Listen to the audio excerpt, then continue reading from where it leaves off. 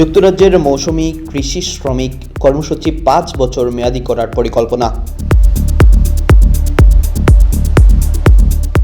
যুক্তরাজ্যের পরিবেশ সচিব স্টিভ রিড কৃষকদের সঙ্গে সম্পর্ক পুনর্গঠনের প্রচেষ্টায় মৌসুমি কৃষি শ্রমিক কর্মসূচির আওতায় ভিসা ৫ বছরের সম্প্রসারণ ঘোষণা করতে চলেছেন। মঙ্গলবার লন্ডন ন্যাশনাল ফার্মার্স ইউনিয়ন সম্মেলনে কৃষকদের উদ্দেশ্যে ভাষণ দেওয়ার সময় রিড একটি নতুন জাতীয় বায়োসিকিউরিটি কেন্দ্র চালুর ঘোষণাও দেবেন, যা ফুট অ্যান্ড মাউথ এবং ব্লুটাং সহ নানা রোগ মোকাবেলায় কাজ করবে। সরকারের উত্তরাধিকার কর নীতিতে পরিবর্তন আনার সিদ্ধান্ত নিয়ে কৃষকদের মধ্যে ব্যাপক অসন্তোষ তৈরি হয়েছে।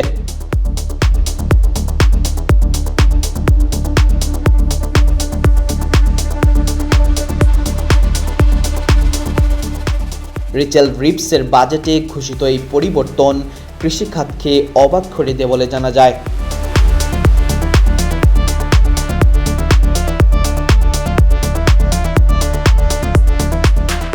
কৃষকরা দাবি করেছেন এই পরিবর্তন তাদের পারিবারিক ব্যবসার জন্য ক্ষতিকর হতে পারে এবং কিছু কর বিশেষজ্ঞ মনে করেন নীতিটি সঠিকভাবে পরিকল্পিত হয়নি। তবে অন্যরা যুক্তি দিয়েছেন যে উত্তরাধিকার কর সংক্রান্ত বেশ কিছু ফাঁকফোকর রয়েছে যা সংস্কার করা প্রয়োজন। এই বিরোধ মেটাতে পরিবেশ সচিব কাজ করে যাচ্ছেন।